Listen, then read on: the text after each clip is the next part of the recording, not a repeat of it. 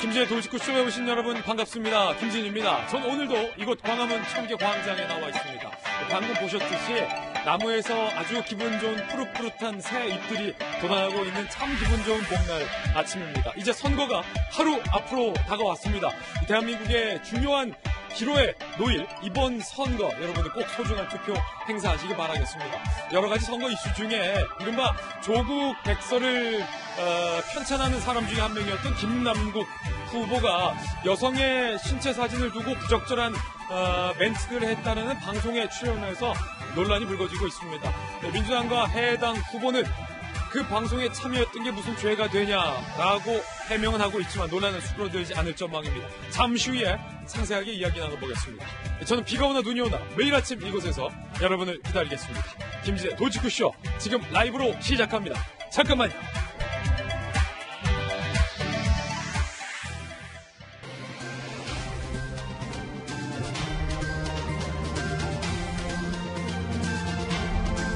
신문 읽어주는 남자입니다. 이제 국회의원 선거가 하루 앞으로 다가왔습니다. 그런데 그거 아셨습니까? 그 달기 힘들다는 국회의원 금배지가 사실은 도금 배지였다는 사실 말입니다. 값으로 따지면 10,000원을 조금 넘을 정도의 비교적 비싸지 않은 가격이라고 하는데 이 의미가 갖고 있는 무게는, 그 가치는 실로 그거보다 훨씬 더 크겠죠. 그런데 이 배지를 단 사람들의 자질도 과연 그만큼 되느냐가 이번 선거에서도 문제일 것 같습니다. 오늘 조간신문 함께 하시죠. 먼저 동아일보입니다.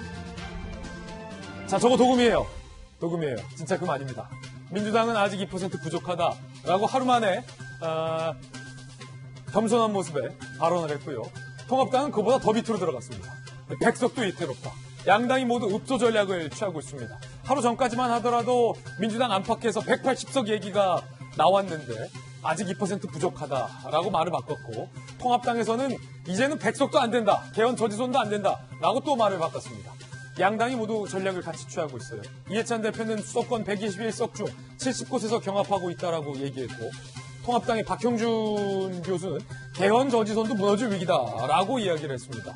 이에 대해서 김종인 선대위원장은 엄살이다 그거, 총선 결과 지켜봐야 한다라고 얘기를 했습니다.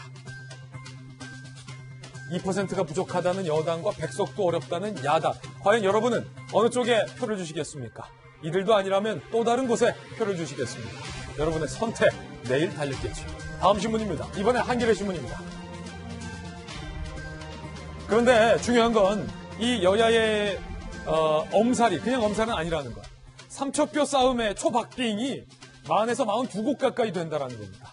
여야 모두 공통으로 꼽은 초접전지, 초박빙 지역들 지도에 한겨레 신문이 표시를 해놨습니다. 몇 곳만 볼까요? 일단 대표적으로 서울 광진 을 지역 같은 경우는 민주당의 고민정 후보와 통합당의 오세훈 후보가 막판 여론조사 실시 때까지 보면 딱 붙었다는 겁니다. 초접전이라는 겁니다. 문재인 대통령의 입이 승리할 거냐, 아니면 야권의 잠룡인 대권 후보를 보고 있는 오세훈 후보에게 승리를 안겨다 줄 것인가. 두 후보가 접전을 보이고 있다. 야당, 여당 모두 이것을 접전지로 뽑았습니다. 그리고 동작을도 마찬가지입니다. 나경원 통합당 후보와 이수진 민주당 후보가 맞붙고 있는 이 동작을도 주요 거점인과 동시에 초접점지다라는 겁니다. 과연 두 후보 중에 어떤 후보가 웃게 될지 궁금해지는 대목입니다. 그 밖에도 여러 곳, 40곳 이상이 초접전지다. 이 40곳을 누가 가져가느냐, 몇 표 차이로 가져가느냐에 따라서 이번 선거의 승패도 갈릴 것으로 보입니다. 다음 신문입니다. 이번엔 중앙일보입니다. 그 의미는 아직 누가 이긴다라고 낙관하기는 이르다라는 얘기겠죠.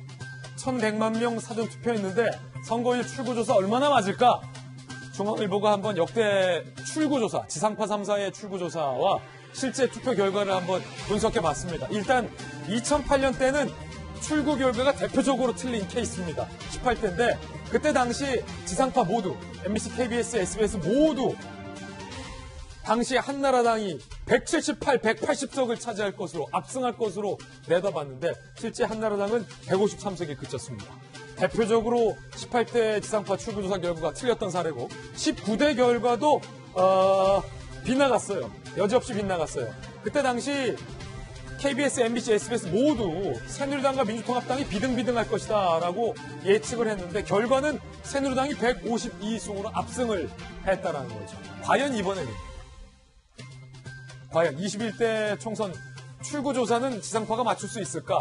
한겨레 신문은 그닥 낙관적이진 않았습니다. 이번에도 틀릴 가능성이 크다라는 겁니다. 왜냐하면 6시 이후에 시작되는 이번 자가격리자의 투표는 아예 출구조사에 반영이 되지 않기 때문입니다. 역대급으로 높았던 사전투표도 출구조사에 반영이 안 됐죠. 과연 이번 지상파 출구조사를 믿을 수 있을까? 전문가들은 상당히 회의적입니다. 다음 신문입니다. 이번엔 조선일보입니다. 미국의 항공모함이 코로나 퇴각을 틈타서 중국의 항공모함이 태평양을 휘젓고 다닌다라는 기사가 실렸습니다. 미국의 항모, 특히 태평양 항모는 모두 코로나 확진자가 나왔습니다. 그래서 가까운 정박지에 정박 중인데 그 틈을 타서 중국의 항공모함이 휘젓고 다닌다는 건데 전문가들은 중국이 근육을 보이기 위한 쇼잉이다라고 분석했습니다. 다음 신문입니다. 이번에 경제지 한번 보실까요? 한국경제입니다. 줄여서 한겨. 실업급여 수급자가 60만 명 사상 최대치를 기록했습니다. 그런데 전문가들은 이마저 빙산의 일각이다라고 얘기하고 있습니다. 이른바 코로나발 고용 충격, 그 쇼크가 현실화되고 있는데 이건 시작도 아니라는 겁니다. 걱정입니다. 지금까지 신문 읽어주는 남자였습니다. 네, 오늘 아침 저와 함께 등판한 등판 선수 소개해드리겠습니다. 저희 돌직구쇼의 전담 변호사이자 공식 젠틀맨, 검찰 출신의 변호사님 김관삼 변호사 나왔습니다. 어서 오세요. 그리고 여의도 정치 컨설팅계에서 이 사람을 모르면 간첩입니다. 제갈공명 윤태곤 실장님 나왔습니다. 그리고 고시 삼관왕 출신의 국회의원 고승덕 변호사님 모셨습니다. 어서 오세요. 그리고 전직 경제전문 방송 앵커 출신의 한양대학교 장희영 교수님 나왔고요. 날카로운 촌철살인의 칼럼니스트 단국대 기생충 박사의 서민 교수님 모셨습니다. 모두들 어서 오세요. 네, 오늘의 키워드도 저희들이 3가지 준비했습니다. 하나씩 살펴보죠. 먼저 첫 번째 키워드는요, 구속영장입니다. 구속영장. 자가격리를 어긴 사람에 대해서 처음으로 구속영장이 청구됐습니다. 그 사람 누굴까? 잠시 후 공개하죠. 그리고 두 번째 키워드는요, 과반. 여야 모두 이 과반 힘들 것 같은데 선거 하루 전에 뭔가 읍소 전략을 펼쳤습니다. 과연 누가 웃게 될지. 세 번째 키워드는 마이너스 100입니다. 아예 미래통합당은 우리 백석도 못할 것 같은데 라는 얘기가 공공연하게 나왔습니다. 이거 진짜일까요? 엄살일까요? 잠시 후에 이야기 나눠보겠습니다.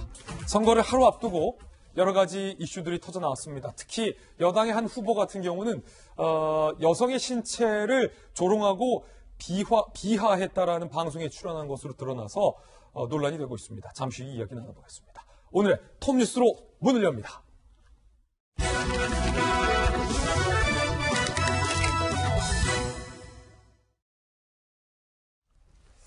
얼마 전에 저희 김진애 돌직구쇼에서 이른바 20대 청춘들의 헌팅 포차가 위험하다라는 말씀 드렸습니다. 헌팅 포차, 젊은 남녀가 헌팅하려는 목적으로 가는 술집인데 이게 유흥주점으로 분류가 안 돼서 우리 방역당국의 감시망에서 아예 빠졌다라는 말씀 드렸습니다. 많은 사람들이 걱정을 해주셔서 그 이후에 제가 김진이 간다 팀과 함께 직접 헌팅 포차도 취재해 왔습니다. 잠시 후에 생생한 취재 현장 들려드립니다. 톱뉴스 주제부터 공개하겠습니다. 코로나19와 관련돼서 과연 생활 방역으로 전환할 수 있을까라는 물음을 오늘 톱뉴스로 잡아봤습니다. 먼저 자가격리 지침을 어긴 사람에게 처음으로 구속영장이 청구될 방침입니다. 누굴까요? 함께 보시죠. 자, 결국은 우리 이 68세 선생님한테 어제 제가 선생님 이러시면 안 됩니다 라고 한 3번은 말씀드렸는데 구속영장이 신청됐습니다. 경찰은 미국에서 입국해서 거주지도 거짓말, 휴대전화 번호도 거짓말로 신고하고 하루에 2번이나 사우나를 방문했던, 그래서 담당 경찰로부터 2번이나 출동하게 했었던 자가격리를 위반한 이 남성에 대해서 구속영장을 신청했습니다. 처음입니다. 자, 중앙일보 기자들이 아니 이 선생님 도대체 어떻게 공항 건협대 통과했는지 상세하게 취재 잘했어요. 오늘 먼저 이분이 011로 시작하는 정지된 전화번호를 공항 검역소에 써냈다는 겁니다. 그러자 검역소 공무원이 아니 선생님 이거 통화 안 되는데 그 지인 번호 빨리 쓰세요 라고 하자 이 남성이 갑자기 버럭 화를 내며 왜 그런 걸 나한테 지금 요구하나? 내가 공항에서 나가면 유심 취급 끼워서 꼭 연락할 테니 전화번호를 보내달라 라는 식의 굉장히 격분하는 반응을 보였다는 겁니다. 검역소 직원이 입국자들은 밀려들고 바쁘고 또 이 선생님은 화내고 하니까 아예 뭐 그냥 가세요. 그냥 통과시킬까. 그게 잘못된 거예요. 송파구로 돌아온 A씨는 약속과 달리 연락이 두절됐고 사우나를 2번이나 갔더라라는 겁니다. 중앙일보 취재 잘했어요. 중앙재난안전대책본부 관계자는 검역수가 A씨의 완강한 거부 등 난동을 부리자 믿어보자는 생각으로 보내준 것 같다. 이거 제 표현이 아니라 이분이 직접 난동 부렸다는 표현 쓴 거예요. 외국인과 달리 내국인은 본인이 거부하면 뾰족한 방도가 없다라고 해명을 했습니다. 구속영장 청구했어요. 기준까지 이렇게 나왔습니다. 결국 구속영장 청구됐군요. 사실은 서민 교수님 오늘 나와 계신데 아니 이런 식으로 난동 부리면 아까 우리 방역당국 설명이 난동 부리면 어쩔 수 없다라는 건데 아니 그러면 안 되잖아요. 그럼 당연히 안 되죠. 사실 난동 부릴수록 오히려 더 자가격리를 더 심하게 한다든가 뭔가 더 처벌이 있어야 되는데 예. 그게 안 됐고요. 그리고 이제 이분이 사우나를 2번이나 갔단 말이죠. 예. 근데 이 사우나가 그러니까 보통 이제 의학적인 얘기 잠깐 하자면 그 사우나가 이제 그러니까 코로나가 원래 물에 약해요. 그러니까 비가 오면 그 바이러스가 죽거든요. 예. 그래서 사우나 같은 경우는 사실 상대적으로 안전할 수 있는데 그 문제가 사우나를 하기 위해서는 옷을 벗고 들어가지 않습니까? 예. 그 타르시는 여러 명이 쓰는 겁니다. 그래서 그 사람이 벗어놨던 옷을 그러니까 옷장을 다음 사람이 쓴단 말이에요. 그 과정에서 바이러스가 옮겨갈 수 있기 때문에 사우나 같은 그런 공중 이용시설은 피해야 되는데 이분이 일부러 그런지 2번이나 갔잖아요. 그래서 이분은 정말 죄질이 아주 불량해서 저는 제발 구속영장이 좀 잘 받아들여져서 구속이 돼서 다른 사람한테 좀 경각심을 좀 일으켰으면 좋겠습니다. 예, 윤 선생님, 이건 부적절하지만 예전에 흔히 교통사고 현장에서 목소리 큰 사람이 이긴다. 라는 말이 있었잖아요. 요즘 많이 없어졌지만. 그런데 사실은 코로나19와 관련돼서 미국에서 입국하는 공항 검역소, 사실은 전쟁터고 바이러스를 지키는 정말로 최후의 보루인데 목소리 큰 사람이 이겼단 말이죠. 그러니까 뒤에서 계속 사람들이 기다리고 있고 예. 처리해야 되고 하니까 검역소 직원이 이제 급해가지고 이렇게 했겠죠. 이럴 때는 그 검역소 직원한테 책임을 지는 게 아니라 이런 경우에 대비한 제2의 세컨 옵션 매뉴얼을 두는 게 맞는 것 같아요. 이런 부분은 바로 경찰 혹은 보건당국에다 넘긴다. 예. 그런 식으로 하는 게 경찰에게 바로 인계한다. 그렇죠. 그 좋네요. 그럼 이제 경찰도 그럼 우리 보고 어떻게 하란 말이냐라고 할 수 있을 텐데 그런 게 있어야 되는 거고 이 약간 비슷한 걸 느꼈던 게 얼마 전에 우리가 보도도 한번 본 것 같은데 네. 외국인 같은 경우에는 이제 하루에 10만 원씩 받고 자가격리 대행을 해주는데 예. 난 자가격리를 하고는 싶은데 돈이 없다. 라는 경우에도 이게 방법 매뉴얼이 없다라고 했지 않습니까? 그러네요. 그런 부분에 매뉴얼을 만들든지 아니면은 어떤 책임자 단계에서 그 사람이 재량권을 가지고 바로바로 처리할 수 있게 만드는 게 맞을 것 같아요. 예, 고성덕 변호사님. 네. 다시는 이 목소리 큰 사람이 이기는 일이 적어도 공항 검역소에서는 없게 해야 한다라는 여러분의 말씀 들었는데 이 경찰이 강도 높게 구속영장을 청구했다는 것은 이번이 처음이에요. 네. 아주 그냥 이번 사례를 엄정하게 처벌하겠다라는 의지인 거죠. 사실 그동안 이제 검찰에서는 그 역학 조사를 고의로 방해하거나 사실 감춘 사람에 대해서는 이제 구속을 원칙으로 하라 이런 지침은 우리가 이미 알려져 있는데 자가격리는 이제 숫자도 많다 보니까 모두 구속시킬 수가 없잖아요. 위반자라고 해가지고. 예.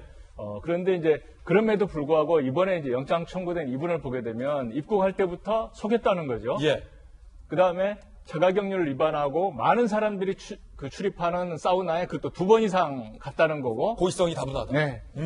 그래서 이제 단순히 이분이 자가격리 위반으로 누구에게 감염을 실제로 시켰는지는 중요하지가 않습니다. 그건 결과 책임에 가까운 거고. 그렇군요. 결국은 자기 행위에 대해서 속이고 위반한 이것이 중대하기 때문에 제가 볼 때는 이제 일벌 100개로서 영장 청구하는 거 이건 전혀 부당하다고 생각하지 않고요. 발부되리라 보십니까? 네.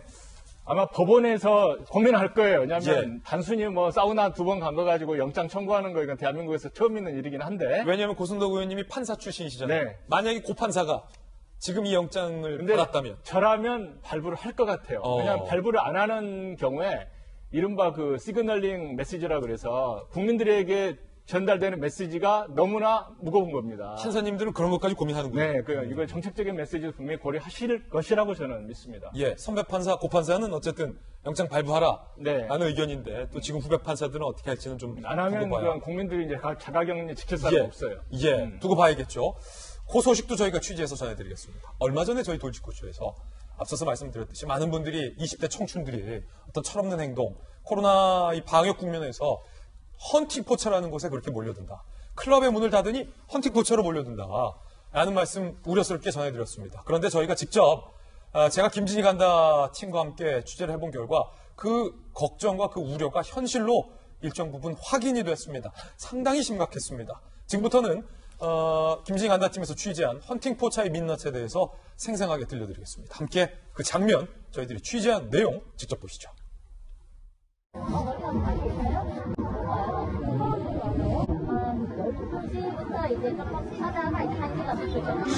살아요?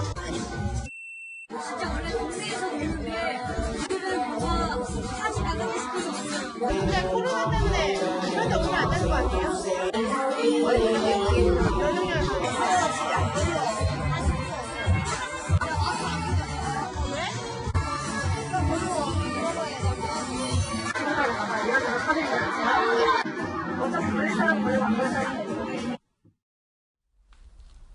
자, 헌팅포차 화면과 함께 보셨고 실제 이용객들에 대한 저희들의 인터뷰 내용, 취재 내용 보셨는데 실제로 제가 직접 취재를 해보니 마스크를 쓴 청춘들은 한 명도 없었다라는 것.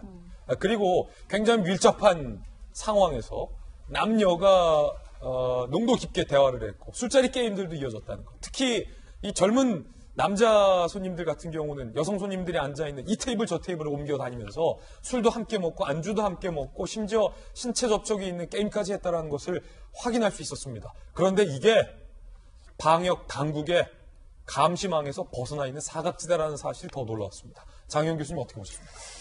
일단 여러 차례 저희 방송에서도 이야기를 했기 때문에 지금 감염적인 측면에서 봤을 때는 굉장히 위험한 일들이고 무엇보다 지금 이리로 몰리고 있고 이런 현상이 두드러지고 있다는 거잖아요. 춤을 못 추게 하니까 클럽을 못 가게 하니까 춤추는 게 불법인 일반 업체에서도 사람들이 술을 마시고 춤을 추게 주인이 허락을 하는 것도 있고 지금 말씀하신 헌팅포차라는 게 처음 취지는 젊은 아이들이 정말 예전에 음악다방처럼 마음에 드는 테이블 있으면 꽃 한 송이 보내고 뭐 이런 분위기로 젊은 사람들의 분위기로 만들어진 곳인데 지금 이게 이렇게 오히려 변질되고 있는 분위기예요. 그러니까 이 화면 보세요. 이게 헌팅포차마다 다르겠지만 거의 클럽보다 사실 클럽의 플러스 이른바 뭐 헌팅까지 되는 개념이. 그렇죠. 저도 지난번에 돌직구쇼 때문에 검색을 해봤더니 일종의 홍보인지는 모르겠는데 나 헌팅포차 방문했다라고 이렇게 후기를 올린 여성들, 남성들 이제 글들이 있는데. 예, 이렇게 지금 일어나서 춤도 추고요. 그렇죠. 그래서 난리도 아니었어요. 난리도 홍보 아니었어요. 목적으로 오히려 여기 이렇게 예쁜 아이들 많이 옵니다. 뭐 이렇게 멋진 남성들 많습니다. 예. 이런 글들도 약간 홍보처럼 여기 오세요. 이런 글들이 굉장히 많이 올라와 있더라고요. 그러니까 아마 순수하게 목적이 시작됐을지 모르겠지만 굉장히 변질되고 있고 무엇보다도 저렇게 밀접돼서 음식을 나눠 먹고 대화를 하고 춤을 추고 몸을 가까이 부비고 이런 행동들이 저렇게 많은 곳에서 이루어지고 있다는 것은 꼭 짚어볼 대목인 것 같습니다. 그리고 지금 말씀하신 대로 아까 사각지대라는 표현 쓰셨는데 그게 가벼운 단어가 아니라 사실 무서운 단어일 수도 있거든요. 이런 경우에서는. 그리고 젊은 친구들은 본인들이 걸려도 괜찮을지 모르겠지만 주변의 가족이나 지인분들이 사망에 이르게 할 수 있는 굉장히 지금 위험한 상황입니다. 그런 것들 같이 좀 명심해 주셨으면 좋겠습니다. 이게 오늘 검찰 출신 변호사님 나오셨지만 김광삼 변호사님 제가 너무 답답한 게 사실은 이게 한 발짝 늦어요. 맞아요. 서울시나 정부가 특히 20대 클럽이 위험하다라는 보도도 사실은 제가 김진희 간다에서 처음으로 보도한 이후에 한참이 지나서 클럽 영업 제한됐고 헌팅포차 얘기한 지가 벌써 일주일이 다 돼가고 직접 제가 헌팅포차까지 취재해서 보도하고 났는데도 아직도 헌팅포차 오늘 밤 더 많은 젊은이들 모일 겁니다. 근데 아마 지금 공무원들하고 박원순 시장은 그런 연배가 좀 있는 사람들이잖아요. 예. 헌팅포차가 있는지도 몰랐을 가능성이 크다. 이게 뭔지 모른다. 그렇죠. 포차를 사냥해? 그렇죠. 그러고 있겠죠. 그런 곳이 있는지도 모르는데 거기다가 집합하지 못하도록 명령할 수는 없을 거 아니에요. 이제 알았을 거예요. 아마 김진이 간다에서 방송을 하면서 헌팅포차가 오히려 일반 유흥업소보다 더 위험하구나 그런 생각을 했을 것 같은데 아마 그런 것 같아요. 이제 사각지대에 있었던 이유 중에 하나가 헌팅포차가 일반 음식점으로 분류가 돼 있잖아요. 그러니까요. 그러다 보니까 그러면 일괄적으로 일반 음식점은 뭐 자영업 하시는 분들 뭐 그런 분들 많이 있잖아요. 근데 사실 그 범주하고 헌팅포차는 차원이 다른데 다르거든요. 동네 식당과 헌팅포차는 그렇죠. 엄연히 다르다. 근데 법률적으로는 일반 음식점이라는 그 테두리 하나 있거든요. 왜냐 스테이지가 없으니까. 그렇죠. 그래서 일반 음식점이라 할지라도 이렇게 지금 뭐 제가 듣기로는 뭐 저는 이제 갔다 온 뭐 의뢰인들이 있어서 듣는데 아 그렇군요. 뭐 상담에 와서 듣는데 저도 같이 모여서 뭐 떼창도 하고 뭐 춤도 추고 그런다고 그래요. 지금 화면에 저희가 다 찍어왔어요, 제가. 네, 예. 그런다고 한다면 사실은 감염의 위험성이 너무 높은 거죠. 이렇게 귓속말도 하고 전화번호도 물어보고 손도 잡고 굉장히 밀접 접촉. 그런데 이렇게 위험한데 왜 우리 젊은이들이 저런 것을 갈까? 그걸 제가 좀 생각을 해보니까 예. 이 코로나 공포보다는 좀 재밌게 놀자는 그런 의식이 강하고 그다음에 하나는 뭐 코로나 걸리겠어 하라는 안이한 생각 이런 생각이 굉장히 많은 거예요. 예. 그러니까 오히려 순간적인 어떤 뭐 재밌게 놀자 그런 생각이 아닌 같은데 제가 지난번에 한번 말씀드렸던 것 같은데 코로나 관련된 그 다큐멘터리를 본 적이 있거든요. 예. 그러니까 병원에서 어떻게 사투를 벌이고 그 안에서 어떻게 생활하는지 근데 그걸 정말 한번 시청을 하면요. 저는 코로나와 관련해서 얼마나 내가 조심을 해야 하는지 얼마나 나로 인해서 다른 사람에 감염을 시키는지 그거에 대해서 깨닫게 되거든요. 그래서 우리 젊은이들은 좀 뭐 대학이 됐건 뭐 아니면 고등학생들도 그런 다큐멘터리를 한번 예. 좀 보여줘서 경각심을 좀 일으키게 하는 것도 좋은 교육이라고 봅니다. 제가 이 서울시의 박원순 시장과 또 경기도 이재명 지사께 부탁드린 건 현팀포차에 대해서 모르실 수도 있습니다. 그런데 지금 언론 보도가 이미 저희들 통해서 나온 이상 이거 시급하게 관리해야 된다는 사실 다시 한번 부탁드립니다. 의사 관점에서 보실 때 어떠세요? 네, 제가 한 말씀만 하자면 저기 아까 이제 그 포차에 있던 어떤 남자분이 이렇게 이런 말 했지 않습니까? 우리는 면역력이 좋아서 괜찮아요라고 말하는데 저는 거기에 좀 핵심이 있는 것 같아요. 그러니까 20대, 30대 젊은 사람들은 코로나를 알아도 면역이 좋아서 증상이 별로 없거나 뭐 이렇게 넘어가잖아요. 근데 그런 애들이 실 코로나를 전해서 다른 사람을 죽게 만들 수 있다는 거. 이걸 좀 기억해 주면 좋겠습니다. 저는 이제 좀 그런 생각이 들어요. 강온, 완급 조절이란 말이 있지 않습니까? 우리가 처음에 한 2주 동안은 집중, 우리 관리입니다. 2주만 참아주십시오. 2주 늘어나가지고 점점 하게 되는데 저는 좀 이해가 되는 면도 있어요. 우리 이제 어릴 때 보면은 뭐 야한 생각이 들면 나가서 농구를 하면서 땀을 흘리십시오. 뭐 이런 예. 성교육도 받고 그러지 그런 않습니까? 교육 받았었어요, 실제로. 예. 그러니까 농구 많이 뭔가 했어요. 좀 이 스트레스와 이런 걸 풀 수 있는 장도 만들어주는 게 맞는 것 같아요. 지금 보면 공연장 같은 데서 한 칸 한 칸 띄어가지고 뭐 공연을 재개한다든지 뭐 예컨대 교회나 저희 같은 곳도 무슨 다른 이제 집단적인 부흥회 이런 거는 하지 않는 대신에 뭐 예배 같은 것은 이렇게 뭐 자리를 띄어서 하게 한다든지 그런 식으로 유도를 하면서 위험한 것을 못하게 하고 대신에 좀 덜 위험한 쪽으로 유도할 수 있는 그런 방식이 이제 나올 때가 된 것 같아요. 예. 그런가 하면 부부 동반 여행을 떠났던 세 쌍의 부부 중에 5명이 확진되는 감염 사례도 나왔습니다. 자, 부부 동반 여행, 강원도 고성으로 세 쌍의 부부가 여행을 갔는데, 좀 뭐랄까요, 방심했던 것 같아요. 우리가 아는 부부니까. 이번 주말에 김 변호사네 부부랑 고 변호사네 부부랑 우리 같이 강원도 가자. 아는 부부끼리 갔다라고 좀 안심했던 걸까요? B씨 부부, C씨 부부, A씨 부부. 먼저 B씨 부부는 여행 전 서울 확진자와 접촉했던 사실이 밝혀졌고 지난 9일 확진. 같이 여행을 갔었던 C씨 부부는 10일에 확진. 같이 여행을 갔던 A씨 부부 중에 남편이 13일 확진. 자, 6명 중 5명이 확진됐다면 이거 확률 상당히 높은 거죠. 다 감염이 됐다는 겁니다. 지금 사회적 거리두기 과정 중에서는 특히 고승덕 변호사님 네. 이런 어떤 아는 사람과 지인 부부와의 여행이다 할지라도 조심하는 게 낫겠어요. 네. 아까 이제 헌팅 포차에서도 우리가 봤듯이 바이러스가 뭐 업소 간판 보고 들어가는 거 아니거든요. 바이러스가 뭐 이 업소는 안 들어가고 이 업소는 그거 아니잖아요. 결국은 이제 가까운데 이격거리가 지켜지지 않으면 감염될 수 있다는 게 이제 이게 중요한 포인트 같고요. 그러다 보니까 이제 아무리 아는 사람이고 이 사람은 괜찮을 것 같더라도 같은 차를 타고 가면 이격거리가 지켜줄 수가 없는 거잖아요. 바로 옆자리니까. 그럼요. 그렇기 때문에 저도 이제 뭐 교회를 다니는 입장이지만 교회에서도 그 방에서 서로 아는 사람끼리 대화할 때도 마스크를 쓰고 대화를 해야 됩니다. 그러니까 그렇군요. 이번 여행 가는 이분들도 아마 마스크를 벗고 대화하지 않았을까 싶은데 가까운 사이에 가까운 거리에서 아무리 좀 마스크를 벗고 싶다고 하더라도 꼭 쓰고 하는 이건 지켜주셔야 될 것 같아요. 이제 6명의 부부가 정말로 즐거웠고 행복한 마음으로 여행을 떠났을 겁니다. 코로나 때문에 답답하고 가까운 강원도 고성이고 아는 사람들끼리 괜찮겠지. 그런데 그중에 무려 5명이 확진을 됐다면 여행을 안가니만 못한 경우가 발생한 것이기 때문에 각별히 조심하셔야겠습니다. 그런가 하면 이런 일도 있었습니다. 영국 교민이 이른바 한국으로 코로나 피난으로 왔는데 와서 이것도 불평, 저것도 불평, 이것도 불평, 저것도 불평, 불평을 많이 해서 논란이 되고 있습니다.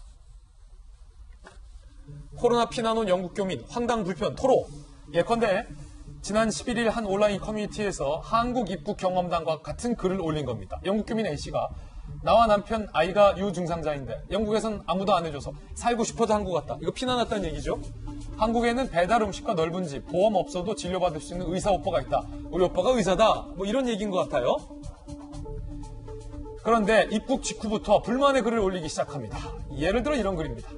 외국인 선별진료소라고 해봤자 뭐 달랑 천막하나의 직원 2명뿐이다. 제일 불친절한 직원은 외국인 심사 사무실의 딱딱한 철밥통 공무원들이다. 우리 가족을 뿔뿔이 찢어놨다. 가족 탑승한 버스를 소독하자 무슨 병균처럼 한국이 영국 코로나를 엄청 무서워하는 것 같다. 라고 불만을 시작하더니 이제는 시설에 대해서 불만족을 토로하는데 예컨대 그중에 압권은 침대가 없다는 것을 두고 불만의 글을 올려서 많은 비난이 일고 있습니다. 1박 2일간 침대가 없어, TV도 없어, 김밥하고 커피를 내 돈으로 사서 때워야 했어. 그 비판 댓글이 달리자 그 댓글에 역정을 냅니다. 치료해주는 것만 해도 감사해야지 적반하장이다 라고 누리꾼이 댓글 달자 팩트를 올린 건데 다들 민감하네. 한국은 돈 주고라도 진료받을 수 있으니까 온 거지 괜히 왔어 이런 댓글을 답니다. 괜히 왔어.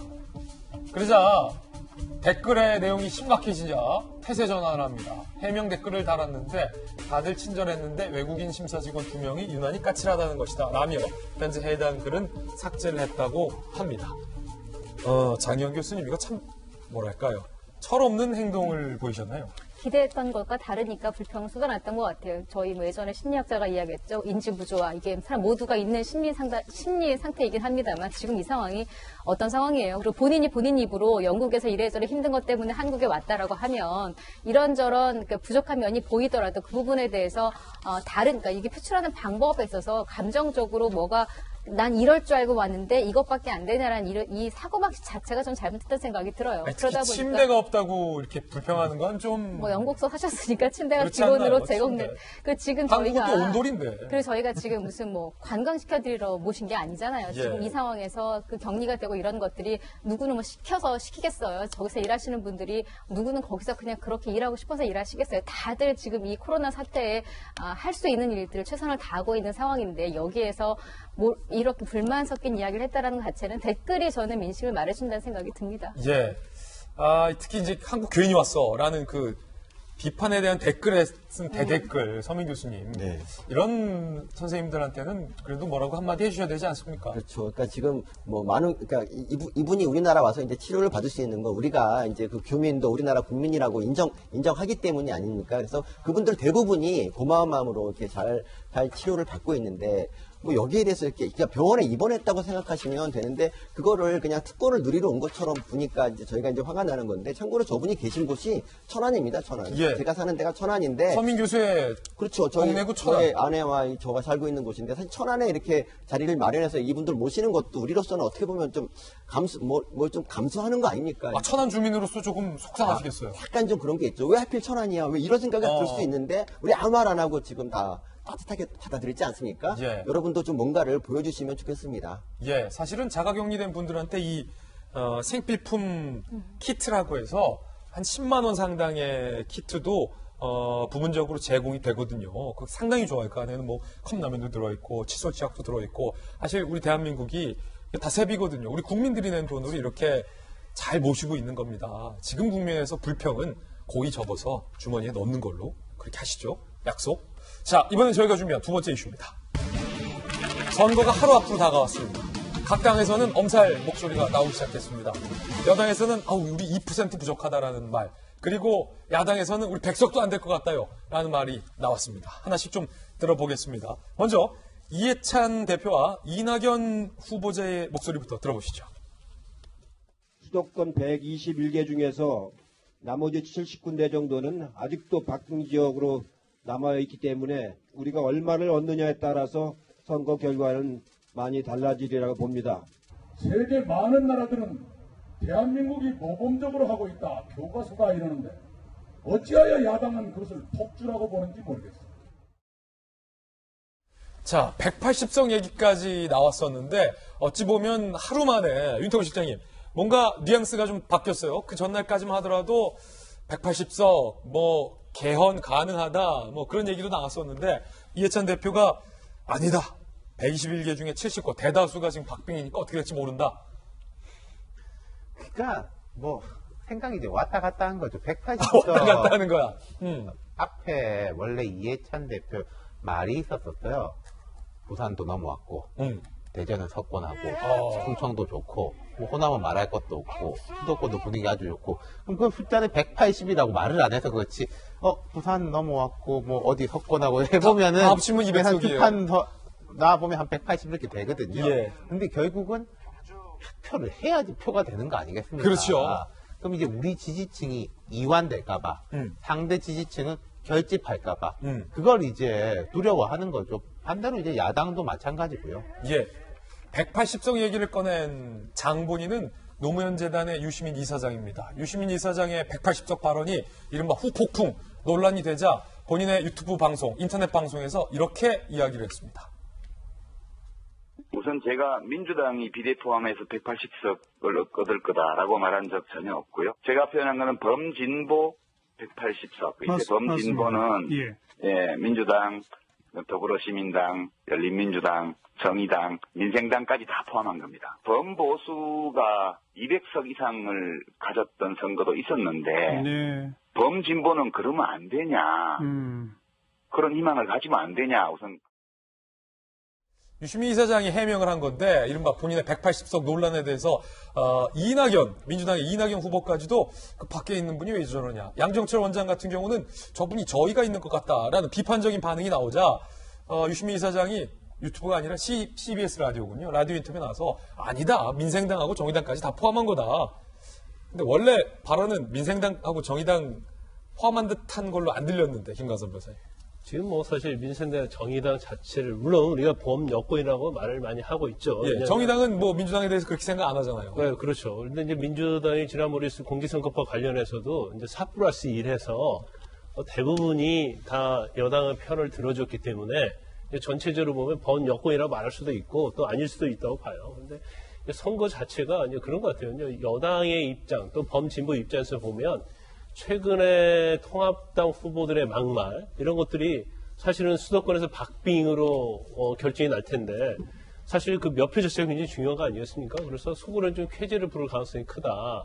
그렇지만 워런 버핏이 그런 말을 했어요. 이건 경제 관련돼서 얘기를 했는데 여기에 제가 말씀을 드리고 싶은 것은 바닷물, 썰물이 빠져나갈 때까지는 누가 알몸으로 수용했는지 모른다는 거예요. 그런 것처럼 지금 사실은 저도 뭐 이렇게 전체적으로 보면 이제 분위기상은 뭐 여당이 상당히 고무적인 건 맞다고 봅니다. 그렇지만 우리가 계속 이 얘기하지만 사실 주위에서 보면 선거에서 말하지 않는 분들이 굉장히 많이 있어요. 예. 친함에도 불구하고 누구를 찍겠다고 말을 하잖아요. 근데 제 경험을 보면 그전 선거에서는 나 누구 찍을 거야, 뭐 비례 찍을 거야 그렇게 노골적으로 얘기하거든요. 또 단체 카드 또 전 선거에서 보면 노골적으로 얘기하는 사람이 많아요.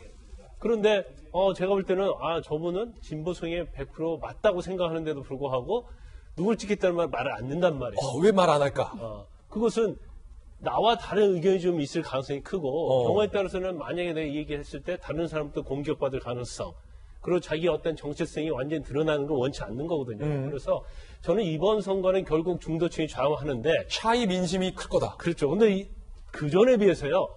차이 민심이 굉장히 많다는 걸 저는 느끼거든요. 이른바 수줍은 민심. 그렇죠. 말 안 하고 가만히 있다가 투표장에 가서는 투표하는 사람들. 그래서 이번 선거는 그런 사람들이 이번 선거를 좌우할 것이다. 예. 그래서 경우에 따라서는 정말 여당이 압도적으로 당선이 될 수도 있고 또 그렇지도 않을 수 있는 것은 결국 샤이 보수, 샤이 중도층이 결정적인 영향을 미칠 거다. 저는 그렇게 봅니다. 저는 여당이 압도적인 분위기가 있다고 하셨는데 전 그거 아니라고 봐요. 왜냐하면 이번 선거는 진짜 어떻게 될지 모른다.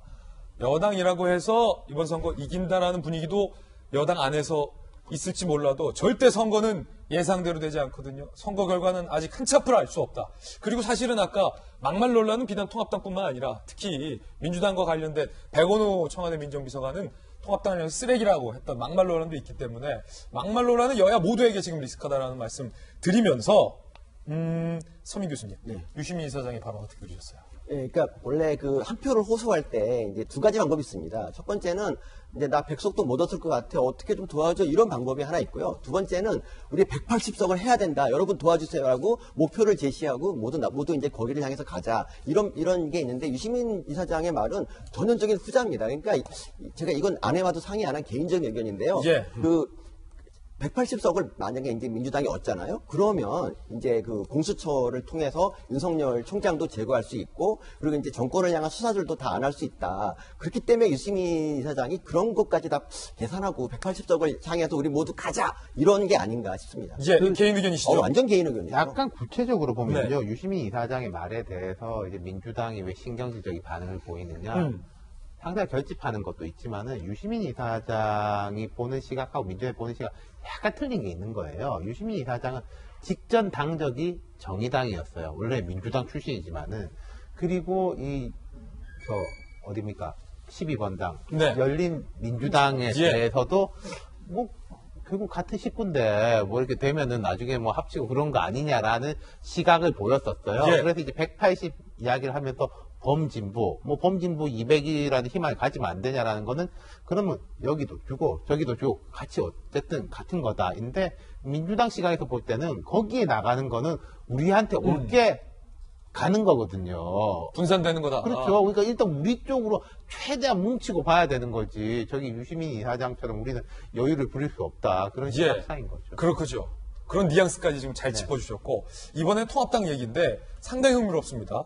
박형준 교수는 이대로 가면 100석 언더다, 100석 미만이다 라고 얘기를 하자, 김종인 선대위원장은 그거 엄살 부르는 거다 라고 허허허 웃었습니다.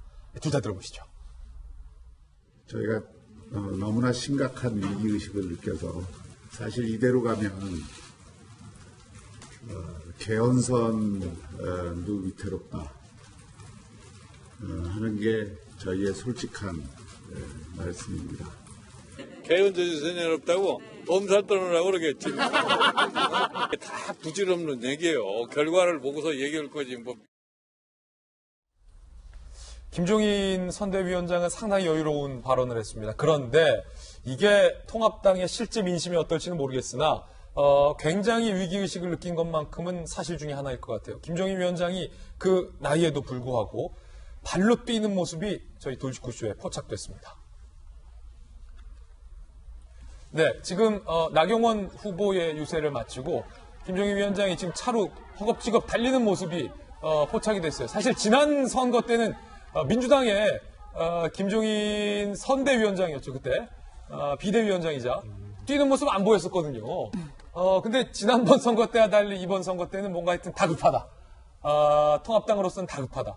김종인 위원장이 막상 당에 와보니까, 이거 그만둬야 되나. 뭐 이런 말도 했었잖아요. 굉장히 다급해서 뛰는 모습도 이례적으로 저희 도직구쇼에 포착이 되게 됐었습니다. 고승덕 의원님. 네. 100석이 안 된다라는 것은 아예 이번 선거 완전 참패할 가능성에 대해서 지금 박형준 교수가 얘기한 거잖아요. 그렇죠. 그 100석의 이제 개헌 저지선이 101석이잖아요. 3분의 2 이상이면 이제 개헌이 가능하기 때문에. 그래서 만약에 이제 그 100석 이 정도라 그러면 이건 사실 야당의 존재 가치가 없어지는 그러한 수준이거든요. 그러니까 박영준 위원장이 이제 저 말씀을 할 때 그 긴급 회의를 소집한 거예요. 굉장히 우리는 위기의식이 있기 때문에 긴급 회의에서 이걸 우리 그 지지층에 알려야 된다 하면서 이제 그 100석 이야기 한 거고, 사실 좀 다급한 심정은 있을 겁니다. 100석 자체는 제가 볼 때는 조금 과장된 이야기라고 보여지지만 적어도 뭔가 좀 선거 분위기가 이러다가는 야당이 참패할 것 같지 않느냐 하는 그 위기감의 어떤 그 발로인 것 같습니다. 그래서 아마 말씀하신 것처럼 그 지지층 보고 좀 다급하게 좀 투표장에 꼭 가서 꼭 눌러야지 되겠다. 이러다 큰일 난다. 아마 그런 멘트 같아요. 아니, 고 의원님 네. 당에 계셨었으니까 이게 지금 만약에 통합당의 박형준 교수 말대로 100석 밑으로 표를 얻는다면 국회에서 아무것도 못합니까? 사실상? 지금 그 동물국회 방지법이 180석이거든요. 그러니까 100석이면 이제 모든 법안을 마음대로 통과시킬 수가 있을 뿐만 아니라 상대가 이제는 뭐 개헌까지도 할 수 있는 거기 때문에 이건 이제 야당은 이제 아무것도 못한다. 이 나라의 존재 가치가 없어지는 거예요. 100석 미만이면 아무것도 못합니다. 있으나마나다. 네, 아무리 나팔을 불어도 이제는 여당은 끔찍도 안 해요. 가뜩이나 지금 현재 그 여대 그 야소 상황에서도 그 정말 눈치 안 보고 뭐 조국 괜찮다 그러면서 막 지금 그 정권이 밀어붙이는 그런 것들이 좀 지적이 되었지 않습니까? 그런데 하물며 백석이다 그렇게 되면 이건 이제 야당은 아예 정치 파트너로 이제 거의 대접하지 않는 그런 수준이라고 할 수가 있겠죠. 의석수만 가지고 봤을 때 그렇게 될 수도 있다라는 전망인데. 윤 예. 선생, 예. 18대 국회 때 민주당이 81석이었어요. 뭐 나라가 망한 건 아닌데 되게 힘들었죠. 민주당 입장으로선 되게 힘들었고 지금 이제 김종인 위원장 이야기는 흔히 우리 그런 말 하지 않습니까? 경제는 심리다 이런 말 하잖아요. 경제라는 게 생산과 소비가 잘 되는 게 경제이지만 사람들의 심리가 어떻게 앞으로 나아질 거냐 나빠질 거냐에 따라서 좌우된다 이 말인 건데 김종인 위원장이 이 결과 보고 말해야지. 예. 찍으면 됩니다. 예. 이거는 이제 정치는 심리다. 정치는 심리다. 이런 거죠. 그러니까 두 가지 심리가 교차하는 겁니다. 통합당이 100석도 안 될 것 같다라고 하면 여기다 보태줘가지고 견제를 해야지라는 심리와 어차피 안 될 건데 뭐 내가 한 표 찍어서 뭐하리 놀러가자 라는 그 심리가 교차하는 건데 김종인 위원장은 거기에 대한 부양 심리를 주는 거죠. 당신이 주면은 우리는 이길 수 있다. 그렇군요. 상당히 그런 뉘앙스까지 또 잘 짚어주셨어요. 그럼 이번엔 민생당과 정의당과 국민의당의 이 목소리도 아주 짧게 하나씩 들어보겠습니다. 예, 다시 한번 큰 박수를 보내주시기 바랍니다. 정동영 여러분이 고마움에서 민주당에게 몰빵을 준다. 우리의 지도자 정동영까지 떨어뜨린다. 문재인 대통령과 민주당이 돌아온 결국을 어떻게 생각하겠습니까, 여러분?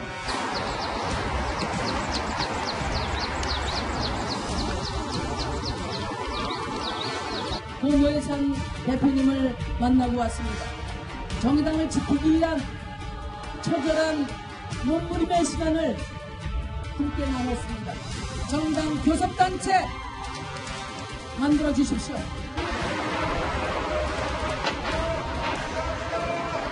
윤석열 검찰총장 몰아내기가 시작될 겁니다. 본인들이 해온 여러 가지 잘못된 일들을 지금 파헤치고 있는데 그걸 막으려고 하는 겁니다. 그러면 우리나라는 더 이상 공정한 사회라고 볼 수도 없습니다. 두렵습니다. 네, 이번엔 저희가 준비한 세 번째 이슈를 소개하겠습니다. 바로 이겁니다. 이번 선거는 누가 누가 잘하나의 선거가 아니라 누가 누가 못하나의 대결은 아닌가라는 생각이 듭니다. 지금 가장 뜨겁게 논란이 되는 건 민주당의 김남국 후보의 과거 방송 출연이 논란입니다. 이 방송은 상당히 부정적이다, 상당히 적절치 못하다라는 비판이 제기되고 있는 방송이고, 특히 여성의 신체 사진 일부 등을 돌려보며 남성 출연자들이 해당 여성의 동의 없이 여성들을 비하하거나 조롱하거나 그 여성의 신체에 대해서 멋대로 평가하는 듯한 발언들이 이어졌습니다. 성적으로 상당히 적절치 못한 발언들까지 나왔던 그 방송에 여당의 후보가 방송에 출연한 것을 두고 과연 적절하냐의 논란이 일고 있는 겁니다. 일단은 직접 논란이 됐던 방송 부분부터 살펴보시고 직접 보시고서 이야기 이어가겠습니다. 사실 연애도 무조건 가불관계가 있어요. 좋아하는 사람이 끌리될 수밖에 없거든요. 그렇죠. 누나가 하는 거 괜찮은데 성원이 하니까 약간 더러워 보여. 사진 보내줬구나. 잘하려고 하는데. 근데 뭐야? 이 사진을 완전 화물을 하고. 저도 저 정도면 바로 한 달 뒤에 결혼 결심하시네요. 너무 예쁘다. 해당 방송 중에 저희가 방송에 적합하지 않은 상당 부분은 방송에 내보낼 수 없기 때문에 덜어내고 그나마 방송에 보낼 수 있는 부분만 보도를 해드리고 있고요. 아마 많은 분들이 이제 기사를 보고 다들 접하셔서 어떤 내용들이 부적절했고 어떤 분들이 저기에 방송에 출연했었는지에 대해서는 여러분들이 이미 익히 다 아실 거라고 생각을 합니다. 그런데 김남국 후보는 통합당의 박순자 후보와의 토론회에서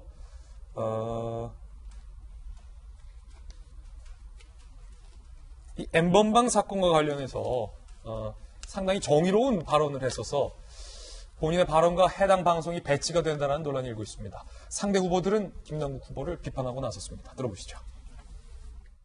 진행자들의 성비하 발언들을 함께 웃고 즐기다가 여성의 몸과 성에 관한 품평에 참여하여 여성을 마치 상품화하였습니다. 즉각 후보직에서 사퇴하십시오. 노골적인 여성 비하와 성희롱 등 한심하게 짝이 없는 발언으로 더불어민주당 김남국 후보는 사과를 해야 마땅합니다. 도대체 더불어민주당은 무엇을 검증한 것입니까? 서민 교수님, 저희가 순화해서 보도해드리느라 상당 부분을 방송에 지금 보내드리지 못하고 있는데 논란이 됐던 부분들 다 기사를 통해서 접하셨죠? 네네. 예, 어떻게 보셨습니까? 제가 이제 김남국 변호사에 대해서 좀 비판적이었던 사람이고요. 지금도 뭐 그 마음은 변함이 없는데 그래도 불구하고 이거는 제가 조금 편을 들어주고 싶어요. 예, 편 드세요. 이거는 마치 이거를 어떤 분은 이제 뭐 N번방 사건과 뭐 다를 게 뭐냐라고 했는데 사실 N번방과는 완전히 차원이 다른 얘기고요. 거기서 이제 패널들이 거기 나오는 패널들이 원래 이제 그 약간 그 성적인 그런 얘기들을 많이 하는 그런 방송이고 김남국 변호사가 거기 이제 후보가 그걸 출연했었거든요. 김남국 변호사가 출연했었거든요. 어쨌든 근데 거기서 김남국 후보는 어떤 여자에 있어서는 어쨌든 쑥맥인 것 같고 그리고 거기에 이제 동조해서 막 얘기한 건 그러니까 동조해서 한마디 한 건 맞는데 뭐 적극적으로 막 나서서 하진 않았습니다. 그러니까 그 김남국 후보의 말 가지고 이렇게 도마에 올리지 않는 이유가 실제로 김남국 변호사는 그냥 나 같으면 한 달 안에 결혼한다 이 발언 말고는 다른 한 말이 없었어요. 그래서 저는 뭐 그거 가지고 너무 이렇게 몰아붙이면 좀 안 되지 않을까 생각합니다. 예. 그런데 이제 다른 비판들도 많은데 특히 나 같으면 바로 결혼한다라는 김남국 후보의 발언이 나왔던 배경은 동의를 받지 않은 것으로 보이는 여성의 신체 일부 사진을 굉장히 지금 조심스럽게 말씀드리고 있습니다. 제가 거기에 대해서 좀 말씀하자면 그거는 예. 이제 그 어떤 남자가 자기 아내라고 하면서 보내준 거거든요. 보낸 거죠. 그러니까 그 아내 저는 거기서 부부간의 문제는 뭐 다를 수 있지만 아내의 동의를 받지 않았을까 싶습니다. 남자가 보낸. 그건 좀 별개의 문제이기 때문에 예. 어쨌든 여성의 신체 일부를 보고 뭐 서민 교수님의 생각에 대해서 말씀 주시고요. 김영삼 변호사님. 그걸 이제 여러 명들이 이제 돌아가면서 이른바 한마디씩 던지는 그런 시기였단 말이죠. 근데 이제 저 진행하는 사람이나 출연자인 김남국 변호사는 이제 방송을 통해서 제일 많이 잘 알고 있어요. 그런데 뭐 이거 자체를 뭐 N번방까지 관련지어서 얘기하는 것은 뭐 그것은 좀 약간 과도한 측면이 있는데 일단 말이죠. 김남국 후보는 공당의 국회의원 후보예요. 그러면 저도 마찬가지죠. 어느 방송에 섭외가 들으면 그 방송 프로그램의 성격을 보거든요. 아, 저 프로그램에 나갔을 때 내가 하는 역할이 있을지, 아니면 경험에 따라서는 내가 한 말에 매도가 당할지, 이제 그런 걸 다 분석을 한단 말이에요. 그래서 사실은 방송 섭외 들어도 안 나오는 방송이 상당히 많습니다. 아, 실제로요? 그렇죠. 근데 공당의 후보잖아요. 그러면 3 연고전인데, 저도 저 연고전이라서 뭐 연대 고대인 줄 알았더니 그것이 아니고 성적 의미를 내포하고 있는 연고전이더라고요. 예. 그래 본인이 이전에도 한 20회 정도 뭐 출연했다고 만약 한다고 하면 출연했는지 안 했는지 모르겠어요. 그럼 저 방송의 성격을 알 수 있을 거 아니에요? 그러면 사실은 자신이 아 나는 출연하기 어렵다. 그래서 출연을 안 하는 게 맞죠. 방송 전혀 모르고 아 내 선거에 도움이 되겠다 이 방송이. 그래서 나갔다고 한다면 문제가 없겠지만 저 방송의 성격을 알고 나갔다고 한다면 저것은 사실은 나간 것 자체가 본인이 판단을 좀 잘못한 거라고 봐요. 예. 두 번째 그 안에서 물론 우리가 뭐 진행자가 이 얘기하는데 출연자가 어떻게 막을 수 있겠느냐. 그건 뭐 일리가 없는 얘기는 아닙니다. 아니지만 저 방송 자체에서 형이라고 하면서 뭐 형이 얘기하니까 좀 더럽게 느껴진다. 이거 자체는 사실은 소극적 방조라고 볼 수밖에 없어요. 그래서 어떻든 간에 본인이 뭐 저걸로 해서 선거에 영향이 있을지 어쩔지 모르지만 저 방송에 나간 것 자체 그리고 방송에서 소극적이지만 동조를 한 것 자체는 굉장히 부적절한 건 맞다. 저는 그렇게 평가를 하고 싶습니다. 예. 저는 요 발언이 뭐 어땠냐 저땠냐를 떠나가지고 몇 가지 짚어볼게. 이제 김남국 변호사가 작년에 이제 출연했다는 거죠. 우리가 그럼 공인의 검증이라는 게 어디까지일 것이냐. 이게 후보 시절은 아니고, 근데 작년이면은 김남국 변호사가 약간 이제 후보는 아니지만 준공인의 성격으로 뭐 여권과 가까운 인사로 이런저런 활동을 할 때인 것이면 이게 검증 대상에 포함될 것이냐. 그리고 두 번째로는 어느 수위까지 우리가 볼 것이냐.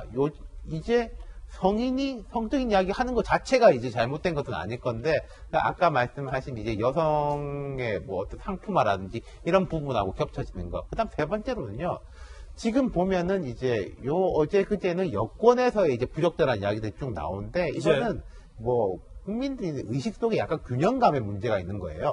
야당 쪽에서 쭉쭉 터지니까 여당 쪽은 뭐 없나? 여기도 이제 잘 찾아보니까 이런 것도 있네라고 해서 이제 올라오게 돼 있는 거죠. 예. 고순득 변호사님은 어떻게 보셨습니까? 이게 사실은 그 방송에 논란이 됐던 부분이 더 많은데, 그 부분 저희가 방송에 보도는 못하고 있거든요. 저도 이제 언론에 그 좀 몇 개 그 출연했던 그 부분 나온 걸 보니까 상당히 그 저질 성적 토크입니다. 더구나 이게 유료 방송이잖아요. 물론 N번방보다는 좀 그 비난의 정도가 낮을 수는 있어요. 하지만 우리가 N번방을 이야기할 때 단순하게 그 아이디를 가지고 그 가입한 사람조차도 우리가 크게 비난을 했었습니다. 국민들이. 뭐 26만 명 그러니까 이 사람들 전부 공개해야 된다고까지 국민들이 흥분을 했는데, 그 내용보다는 뭐 어떤 위험도가 떨어지긴 하지만 이 경우에는 단순한 회원으로 가입한 게 아니고 프로그램 제작에 적극적으로 공동 참여한 거예요. 공동 패널이에요. 박순자 후보는 이제 김남국 후보가 20여 차례 출연했다고 하는데, 그 횟수는 이제 저는 확인할 길이 없고 잘못되면 이제 박 후보가 책임을 져야 될 문제겠지만, 만약에 20여 차례 한다 그러면 이건 단순한 뭐 호기심이라든가 뭐 누구 도와주려고 한두 번 출연한 이게 아니라 공동 제작자라고 볼 수가 있는 거거든요. 그렇기 때문에 적어도 까마귀 노는 골에 백노약 하지 말라고 하는 그 어떤 그런 옛말도 있지만, 이 까마귀 노는 골입니다. 그래서 까마귀 노는 골에 김남국 변호사가 20여 번을 갔다고 하게 되면 혹시 이건 자기가 백노라고 생각하지만 이 마인드는 이 까마귀 마인드가 아니었나라고 국민들이 생각하고 비난할 가능성이 충분히 있는 거죠. 논란이 되니까 해당 방송, 유료 방송이라고 하셨는데 뭐 500원밖에 안 했는데 이참에 200배의 이른바 그 비용을 올려서 그것도 논란이 되고 있습니다. 이참에 돈이나 청취율 200배. 팟캐스트 방송이에요. 3연고전. 선정적 농담과 욕설이 난무하는 코미디언의 상담 방송. 자체적으로 29금을 표방했지만 박순자 후보 측은 20여 차례 출연했다라고 주장을 하고 있고, 논란이 되다 청취료를 200배 올린 거예요. 방송 진행자 A씨는 돈도 걸어놨는데 왜 굳이 듣고 XX냐, 이걸로 돈 벌겠다. 김남국 나오는 거 전부 다 개당 10만 원으로 바꿔라. 선거 얼마 안 남아 발악하는 것이다. 김남국 출연분은 결제 금액 500원에서 10만 원으로 인상을 했다라는 것도 지금 논란이 되고 있는데, 좀 뭐랄까 대응 방법이 격조있진 않네요.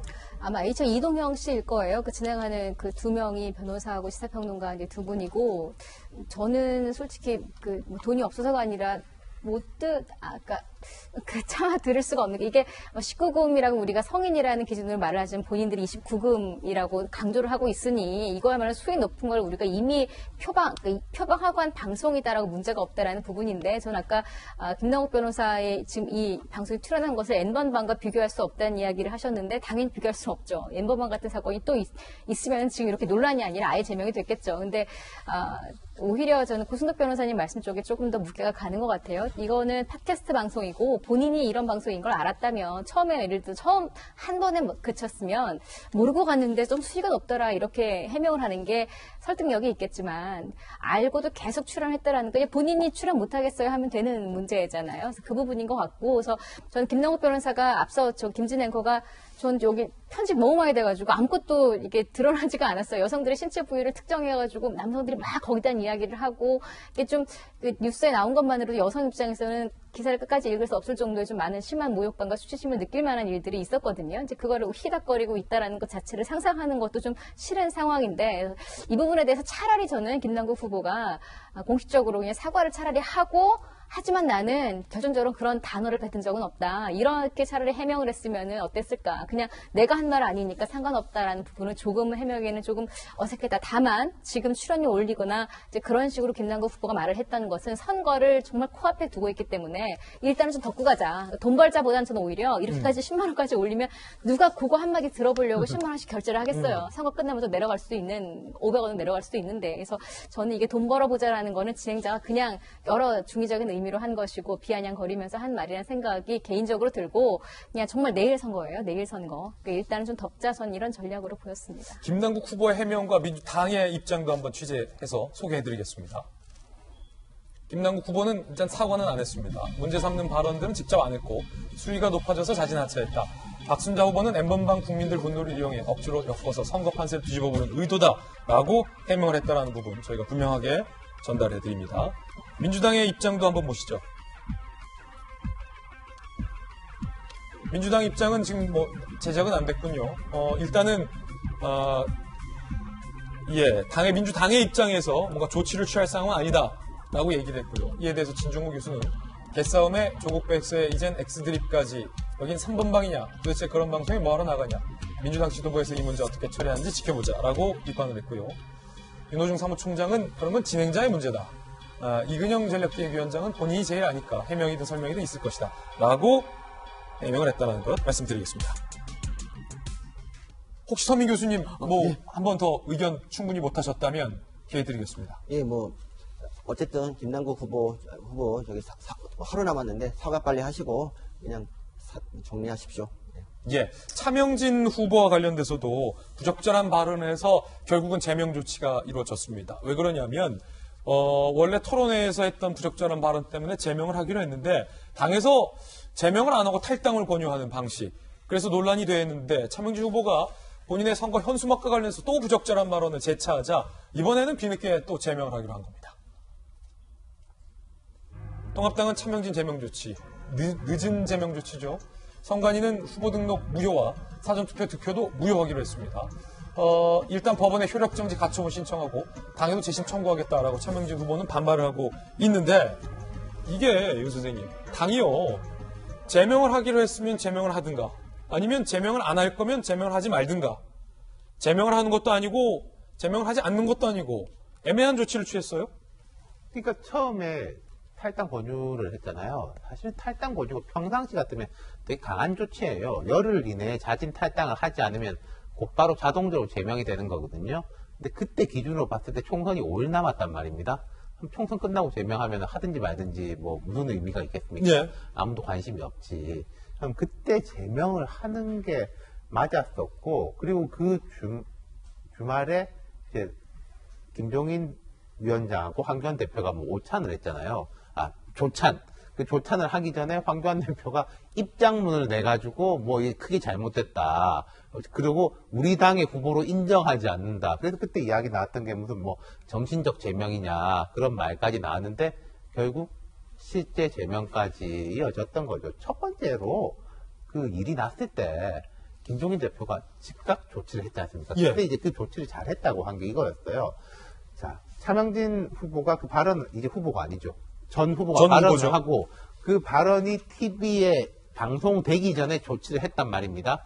그럼 그 기사가 나갈 때는 차명진 전 후보가 뭐뭐라고 말을 했는데 당은 제명을 했다라는 기사가 처음에 나가게 돼 있는데 그러면은 말하자면 이제 손절이 되는 거죠. 위기 관리가. 그런데 그것을 탈당 권유로 바꿔가지고 일이 점점 길어진 거 아니겠습니까? 뭐 통합당 일각에서는 우리 뭐 워낙 강성 지지층들이 반발해서 근데요, 그럼 이제 우리나라 인구가 5천만이고 유권자가 4,300만 정도 되는데 한 10,000명이 예를 들어서 10,000명이면 참 큰 숫자죠. 10,000명이 뭐 이래라고 하면은 이러고 저러라고 하면은 저럴 겁니까? 정당이?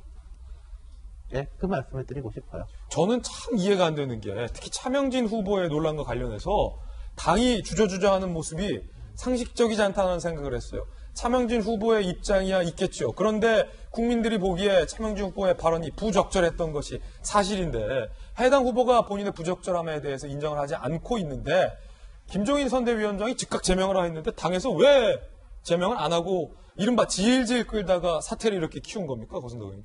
그 정도 판단을 못합니까? 통합당이? 어떻게 보면 이제 큰 전략 미스가 된 건데요. 이제 이 세월호라고 하는 것이 국민들의 굉장히 큰 트라우마를 준 정말 슬픈 그런 사고였기 때문에 그것에 대해서 우리가 어떤 정말 부정적인 이야기를 해가지고는 쉽게 말하면 중도층의 표를 얻을 수가 없습니다. 그런데 이 차명진 후보를 그 변호하는 쪽은 상당히 이제 한쪽에 쏠린 그 보수 같아요. 그러니까 당 쪽에서는 이 사람들의 반발이 있을 뿐만 아니라 만약에 여기서 후보를 제명한다고 하는 경우는 더불어민주당 그쪽에서 사실상 뭐 무투표 당선되는 것 비슷하게 이제 거점 뭐 한석을 주는 게 아니냐 하는 이런 게 있었던 것 같아요. 그런데 이제 사실 윤리위원회에서 김종인 위원장의 말을 안 들은 것처럼 저는 이제 느꼈거든요. 예. 윤리위에서 통과를 제대로 못 해준 겁니다. 그렇죠. 그런데 만약에 이제 그건 두고 보자는 이야기인데 최명진 후보가 사실 좀 스스로 반성을 좀 많이 했었어야지 돼요. 예. 그게 아니라 더 세게 그냥 일관되게 그냥 같은 말을 계속 되풀이하면서 나가다 보니까 이게 선거 전체 판이 완전히 흐트러져 버렸거든요. 그러니까 어떻게 보면은 진즉 칼을 댔으면은 괜찮은데 김종인 위원장의 그 칼이 지금 늦게 가는 바람에 제가 볼 때는 선거에 정말 그 당 자기 분석으로는 뭐 5석을 지금 거의 잃는 거 아니냐 하는 그런 정도의 상당히 좀 치명적인 부분이 있었다고 저는 생각합니다. 예. 그런가 하면 민주당의 김한규 후보 캠프의 카톡방에서 어르신들은 투표장을 못 가게 설득하라라는 이야기가 나와서 이것도 논란이 되고 있습니다. 민주당 김한규 서울 강남병 후보 캠프의 단체 대화방에서 선거운동 행동 강령이 게시됐는데 단체 대화방에 참여자 A씨, 김한규 후보 본인이 한 말은 아니에요. 이 대화방에 참여한 A씨가 부모님과 어르신들이 2번 후보에게 마음이 있다면 통합당 후보죠. 안 가도록 하는 것이 도움이 된다라고 권유를 합니다. 코로나가 위험하니 밀폐 공간이 투표장에 절대 가지 마세요라고 부모님께 얘기하라라는 예시까지 설득에 좋은 예를 제시한 겁니다. 건강은 내일이 없지만 투표는 다음에 얼마든지 가능하다라는 식으로 설득을 하라는 겁니다. 2번 찍을 어르신은 아예 투표장 가지 말라는 겁니다. 자, 김한규 후보 캠프의 입장은 해당 글을 쓴 사람은 공식 선거운동원이 아니다라고 해명했고요. 작성자의 행위를 중지시켰고 모든 메시지를 삭제 및 중지 요청을 했다. 심려를 끼쳐드려서 죄송하다라고도 해명을 했습니다. 다시 한번 말하지만 김한규 후보가 쓴 것은 아니다라는 부분인데 사실은 서미 교수님, 네. 저 카톡을 받아든 네네. 젊은 김한규 후보를 지지하는 선거운동원 입장에서는 저렇게 설득하면 되겠구나. 좀 혹할 것도 같아요. 부모님들 입장에서도 네. 자식이 코로나 때문에 위험해서 투표장 나가지 말라고 하니까 약간 좀 설득되는 거 아닙니까? 그렇죠.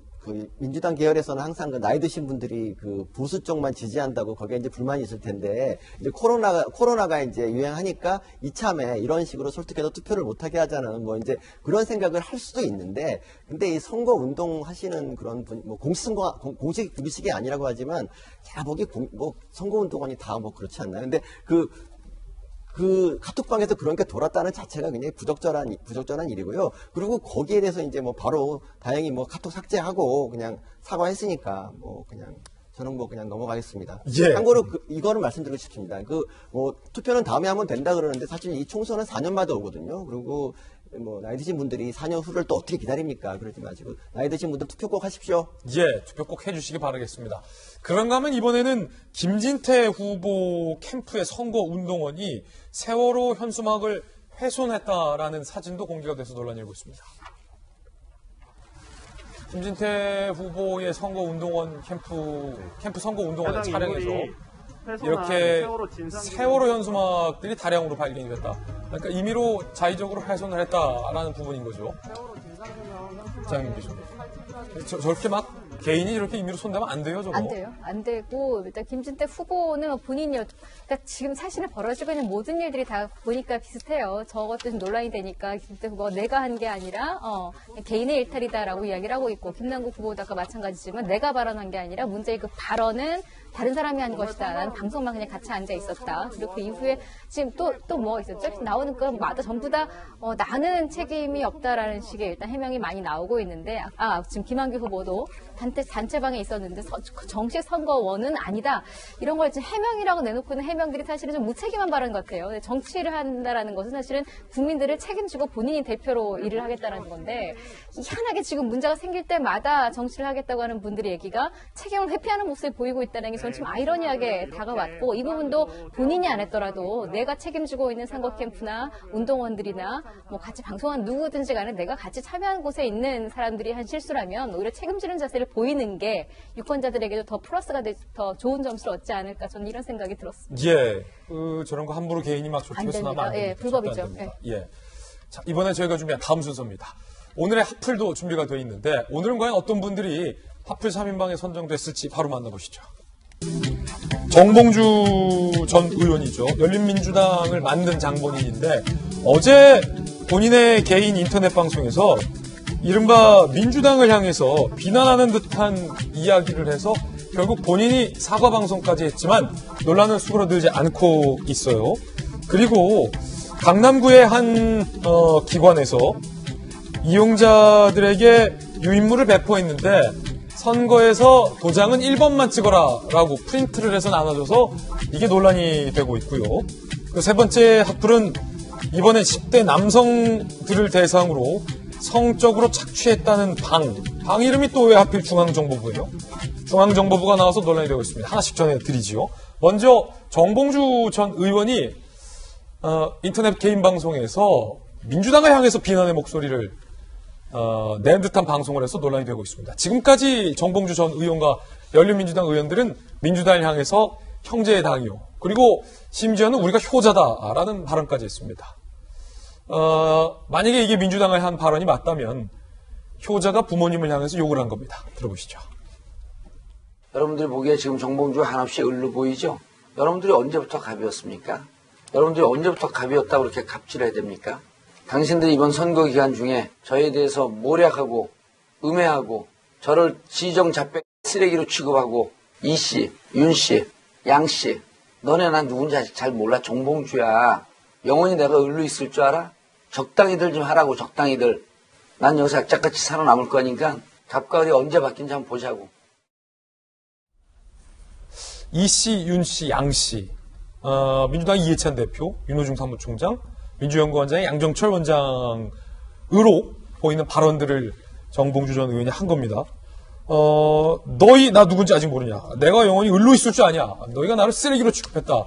라며 비난의 방송을 한 건데 일단은 서민 교수님, 네. 이거 민주당을 향해서 한 겁니까? 그럼요. 이게 이제 나 누군지 아냐라고 하는 사람들은 되게 별 사람이 아닐 확률이 많거든요. 그렇습니까? 예, 근데 이번 정봉주 대표 같은 경우도 사실 지금 상당히 지금 지지율이 떨어져 있어요. 그래서 지금 이제 자기들 뭐 비례대표가 많이 이제 위험하니까 이제 민주당을 향해서 이제 막 화를 내고 있는 예. 이런 장면인데 참 이분이 원래 성질이 욱하고 뭐 그런 게 있어요. 그래서 참 항상 볼 때마다 위태위태했는데 뭐 이런 걸 보면 이제 뭐 그러니까 제가 드리고 싶은 말이 이거예요. 그러니까 원래 이제 이분이 여러 가지 논란으로 이 더불어민주당에서 컷오프 되신 분 아닙니까? 근데 이런 분이 다시 이렇게 정치를 할 수 있게 이렇게 만들어진 이 선거법이 다시 한번 원망스러워지는 대목입니다. 예. 네.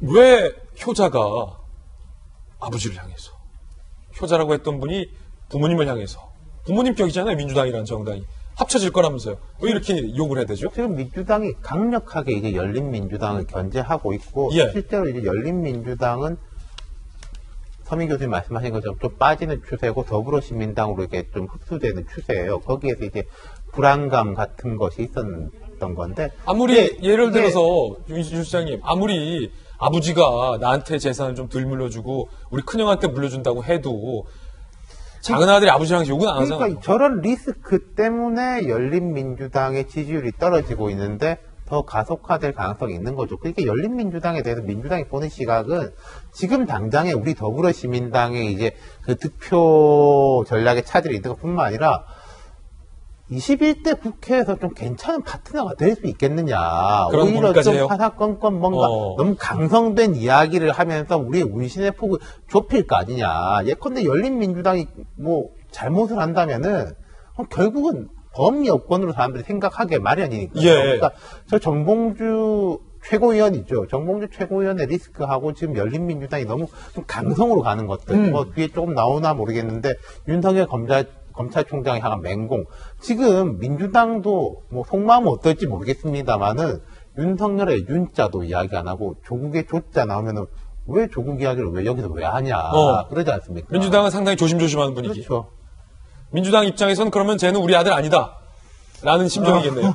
그러니까 이제 우리 같은 핏줄은 맞는데 이제 가까이 지내고 싶지 않은 뭐 그런 거 아니겠어요? 적통은 아니겠다. 비유하자면. 결국 정봉주 전 의원이 사과를 했습니다. 사과 방송도 전해드리죠. 일단 무조건 죄송하다는 말씀드립니다. 세 분 성을 했는데 말씀드렸는데 유는 제가 잘못 얘기했어요. 더불어시민당에 있는 김모 분입니다. 윤모가 아니라 더불어 김홍걸 후보인가요? 근데 이게 사과 맞나요? 근데 그런 것 같아요. 이제 사실은 정봉주 전 의원이 저 방송 말고 이제는 이제 본인의 유튜브에서도 본인과 좀 맞지 않는 얘기. 전에 뭐 이해찬 대표에 대해서 비난한 것에 대해서 굉장히 그때도 약간 진짜 막말 이상의 수준으로 욕을 한 적이 있어요. 그래서 본인의 좀 스타일이 저런가 생각이 좀 들고, 그렇지만 지금 뭐 사실은 열린민주당 표를 얻고자 하는 입장에서 저런 식으로 막말한 게 과연 도움이 될까? 아마 본인 입장에서는 그런 것 같아요. 아니 나는 정말 아무런 문제도 없는데 왜 서울시장 할 때도 못하게 만들고 출마 못하게 만들고 민주당 공천받아서 또 이번에도 컷오프를 시키고 더구나 열린민주당 창당해서 어떻게든지 더불어민주당을 좀 도와주고 아니면 조국을 수호하려고 하는 그런 자기의 충정심이 있는데 자꾸 더불어시민당 이제 유성정당이 있기 때문에 열린민주당을 공격한단 말이에요. 근데 열린민주당 공격하는데 굉장히 감정을 자극시키는 얘기를 많이 해요. 예. 뭐 컷오프 된 사람들이 그쪽으로 갔다느니 자질이 없는 사람들이 갔다 하니까 아마 본인 입장에서는 성격상 참을 수 없었던 것 같아요. 쌓인 게 있었다. 정봉주 전 의원 그런데 입장에서도. 저 발언 자체가 뭐 하루 만에 저렇게 사과를 한 것은 자기의 어떤 발언 자체가 굉장히 훅폭풍이 있다고 생각하는 것 같아요. 예. 그래서 결국 열린민주당이 표를 얻는 데 도움이 되지 않는다고 보고 또 한 가지 저런 정봉주 의원의 전 의원의 돌발적인 행동이 더불어민주당에서 굉장히 감정을 가질 가능성이 크죠. 더군다나 대표랄지 사무총장이랄지 연구원장까지 딱 지목해서 얘기를 했잖아요. 그럼 현재 더불어민주당의 가장 핵심 주류 아닙니까? 그러면 서로 감정이 대립될 수밖에 없고 설사 열린민주당이 뭐 몇 석이나 얻을지 모르겠습니다만은 국회에서 몇 석 얻는다 하더라도 더불어민주당 입장에서는 굉장히 부담이 있을 수 있다는 거죠. 그리고 같이 갈 수 있겠느냐. 예. 그런 아마 그 민주당 내에 여론이 있을 거예요. 그래서 본인 자체도 향후에 자기 발언에 대해서는 굉장히 후회를 하고 바로 시정은 했지만 우리가 이제 한번 뱉은 말은 다시 주워 담을 수 없거든요. 예. 그렇기 때문에 아마 저거 자체가 열린민주당에는 이번 내일 총선에서 상당 부분 영향을 미칠 가능성이 크다. 저는 그렇게 봅니다. 예. 판단은 여러분께서 해 주시는 몫으로 남겨두고요. 열린민주당의 황희석 비례대표 후보자가 연일 윤석열 검찰총장에 대해서 공세를 이어가고 있습니다. 앞서서 윤 선생님께서도 짚어주신 부분인데 이번에는 무슨 얘기를 했는지 한번 보시죠. 황희석 열린민주당 비례대표 후보의 이야기입니다. 유시민 작가가 언젠가 윤석열 총장에 대해 대통령을 비하하는 발언을 서슴지 않는 행동을 임명장 받는 날부터 보여온 분이라고 했다. 윤 총장이 대통령을 비하하는 발언 내용 듣고 나면 기함을 할 것이다. 대체 무슨 생각을 하고 있는지 똑똑히 물어볼 것이다. 라고 그제 또 SNS에 재차 이런 글을 올립니다. 사실은 고승덕 의원님, 네. 황희석 후보는 연일 윤석열 때리기에 앞장을 서고 있습니다.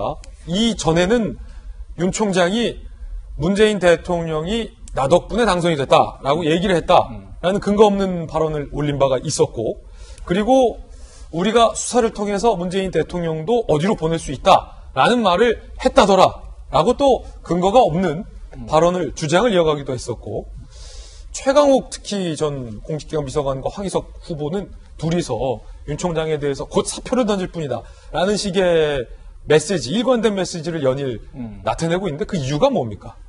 사실 열린민주당의 이제 주 지지층이 그 강성 그쪽 지지층이잖아요. 근데 그분들의 대부분이 그 조국 수호에 굉장히 열심인 분들이에요. 그러니까 결국은 그 지지층을 결합시키려면 조국 이야기를 하고 싶은데 그건 중도층 표를 잃기 때문에 조국을 사실상 이용하면서 지지층을 결집시킬 수 있는 방법은 윤석열을 때리는 거거든요. 네.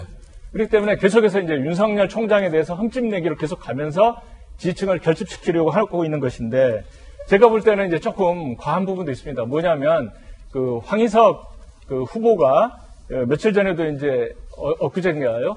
언론에 나온 걸 보니까 예를 들어서 윤 총장이 이렇게 했다 이렇게 그 팩트 위주로 공격하지 않고 이런 것이 사실인가 이렇게 물어봐요. 그러니까 예. 굉장히 그 교묘한 그 방법인데 교묘한 게 아니라 이거 사실은 좀 책임을 피하기 위해서 그렇죠. 뭔가 꼼수를 쓰는 거 아닙니까? 그러니까 만약에 무슨 이라고 말했다는데 사실인가 이렇게 물어보면 이게 허위 사실은 명예훼손죄로 걸리고 예. 어떻게 보면 이제 선거법 위반, 당선 무효까지도 하여간 여러 가지 그 법적 문제가 생길 수 있는 부분인데 제가 보니까는 그냥 교묘한 거예요. 이렇게 말한 사실이 있는가 물어보면 모르는 국민들은 말했으니까 물어보겠지라고 생각하는 사람도 있을 수 있다는 거죠. 그렇기 때문에 이 황희석 후보의 발언이 그런 식이에요. 인가 대답하라. 인가 대답하라. 그러니까 윤 총장이 대답할 이유가 없는 질문들을 지금 선거에 어떻게 보면 정치적인 메시지로 계속 던지고 있는 부분들인데 저는 그것은 어떻게 보면은 정말 그 법적 책임을 피하는 어떤 정치적인 그런 어떻게 보면은 이제 하나의 수법 방법이라고 이렇게 보고 있는 거고요. 특히 이제 윤 총장에 대해서 어떻게 보면은 점점 이렇게 수위가 올라가는 것 같아요. 그러니까 부부의 의혹을 제기했다가 이번에는 이제 문재인 대통령 지지층이 가장 성역으로 여기는 게 바로 그 문재인 대통령 자체를 공격하는 거잖아요. 그러니까 문 대통령에 대해서 제가 들어도 깜짝 놀랄 만한 멘트를 했는지 대답하라. 이런 식으로 이제 정말 성역까지 건드려 가면서 지층을 결집시키고 있는 그런 부분이라고 저는 생각합니다. 예. 이번에는 서울 강남 소재 한 대형 복지관이 이용자 190여 명에게 투표 유인물을 배포했는데 이런 문구가 인쇄돼 있어서 논란이 일고 있습니다. 10일에서 11일 사전투표 기간 서울 강남 소재 한 대형 복지관 190명에게 이런 유인물 사진 보이시죠? 투표 설명 내용 중 기표소에 들어가서 도장을 1번만 찍으세요. 1번 민주당이죠. 1번만 찍으세요. 오해의 여지가 있는 멘트를 이렇게 인쇄를 한 겁니다. 해당 유인물을 받은 대상 중 중장년층 발달장애인이 다수라는 거예요. 유인물 받은 지역 주민, 상식적으로 생각할 때 이건 좀 의도가 있는 게 아닌가. 미래통합당, 더불어민주당을 노골적으로 찍으라는 것. 해당 복지관을 고발했어요.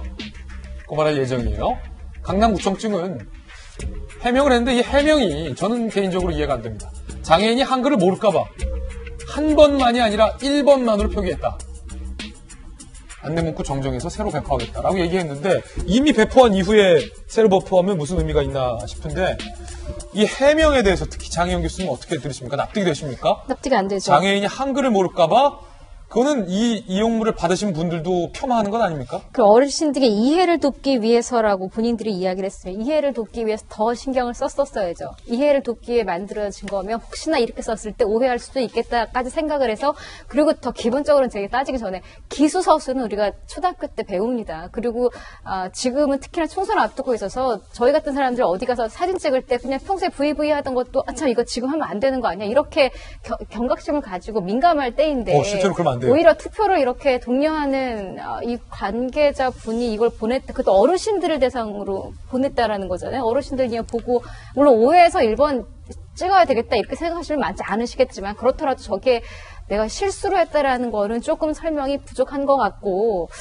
이런 실수가 글쎄 여기 이제 한 군데겠죠. 어쨌든 기수 서술은 분명히 다른 겁니다. 한두 선어가 서수고요. 1, 2, 3, 4가 기수인데 우리가 번호는 기수라고 합니다. 저거는 기수를 적으셨어요. 1번이 저거를 한 번으로 읽는 분들은 많지 않습니다. 아니 서민 교수님 교수님이시니까 이걸 어떻게 읽어야 됩니까? 도장을 한 번만 찍으세요라고 쓰고 싶었다라는 해당 기관의 진심을 저희들이 이 글자를 보고 독해를 하고 그 진심을 읽어내야 되는 게 적절한 겁니까? 아니면 그 읽은 대로 그냥 이건 1번 찍으라는 말이냐라고 해석을 하는 게 적절한 겁니까? 저는 이제 제 개인의 생각을 말씀드리면 저 문구를 이제 생각하고 나서 자기들이 우리 천재라고 서로 막 이렇게 칭찬하고 이랬을 겁니다. 개인 의견이에요. 네, 그렇죠. 그러니까 저거는 그러니까 한글을 모를까봐 일을 썼다는 건 말이 안 되는 게 그 일 앞뒤가 다 한글인데 무슨 한글을 모르는 게 말이 됩니까? 일 앞뒤가 다 한글이다. 네. 한을 모르면 도장도 몰라야 되고, 그렇죠. 찍으세요도 몰라야 된다. 오히려 이제 그 약간 이제 뭐 발달 장애 있으신 분들한테 보냈다 그랬죠. 그러니까 그분들을 좀 조정해서 1번을 찍게 만드는 그런 아주 꼼수라고 할 수 있습니다. 그래서 저건 정식 이게 개인 의견이에요. 저건 정식으로 발음하라고 1번이라고 발음하는 게 옳아요. 저걸 한 번이라고 발음하면 틀린 거예요. 1번이라고 발음하는 게 옳아요. 그러니까 아니면 혹시 뭐 잘못 도장을 적으신 거예요. 예. 2번 찍을까봐 한 그게 번만 해명이에요. 찍으라는 거를 네. 강조하시라고 또 1을 쓰신 건 아닐까요? 그러니까 그 해명인데 누가 봐도 저건 1번이라고 읽는 게 맞다니까요. 저걸 어떻게 한 번이라고 읽어요. 해당 그 구청에서는 그런 거 아니다라고 네, 맞아요. 예, 입장을 밝혔는데 판단은 뭐 여러분께서 해주실 거고요. 세 번째 앞플도 내용 한번 보시죠. N번방과 관련해서 성착취방이 하나 나왔는데 이 방 이름이 너무 거창해요. 중앙정보부입니다. 중정부인데 이거 사실 내용을 보면 웃을 수 없는 내용이에요. 텔레그램방 중정부방 10대 남성들을 대상으로 성착취물을 제작 유포했는데 경찰이 수사 착수했고 해당 대화방은 지인들 사진을 합성한 음란물을 만들어주겠다라고 광고를 했고 제작을 의뢰한 10대 남성들의 약점을 잡아서 성착취물을 만들도록 협박을 했어요. 악질적입니다. 10대 남성들에게 나체 차림으로 반성물 메모 들고 찍은 사진과 영상을 공개해서 이른바 꼼짝 못하게 했다는 거죠. 이름 연락처 등 신상정보를 기재했다는 건데 아니 김관선 변호사님 짧게 부탁드립니다. 시간이 없어요. 우리가 일반적으로 알기는 이제 피해자들 거의 여성으로 알고 있잖아요. 근데 저 중앙정보부 방은 10대 남성들이라는 거예요. 그러니까 그 10대의 어떤 그 의사결정 능력이 그래도 좀 약간 미성숙한 걸 유인해가지고 저런 식으로 해서 그 N번방 같은데 피해자만 남성이라는 거죠. 그래서 무슨 의도로 저렇게 했는지는 좀 알 수는 없어요. 그렇지만 아마 저것도 약간 정상적인 성취향을 갖지 않은 그런 사람을 상대로 어떤 범죄 수익을 얻으려고 했던 것이 아닌가 그런 생각을 해봅니다. 예, 전해드렸습니다. 저희들은 60초 광고 후에 돌아오겠습니다. 잠시 후에 뵙죠. 네, 오늘 저희가 준비한 소식들 모두 다 전해드렸습니다. 내일이 벌써 선거일입니다. 투표입니다. 여러분의 소중한 한 표 꼭 반드시 행사해 주시기 바라겠습니다. 행사해 주시기 바라겠습니다. 지금부터 시작되는 인터넷 방송 라방 2, 3알로에서는 오늘 본방에서 못다한 선거와 관련된 이야기, 판세 분석들 등등 전문가들 모시고 이야기 나눠보겠습니다. 저희들은 내일 아침 9시 15분에 다시 인사드리고 그리고 내일 밤 8시 30분에 저는 개표 방송으로 또 한 번 인사드리겠습니다. 오늘 하루는 분명 어제보다 나을 겁니다. 좋은 하루 되십시오. 고맙습니다.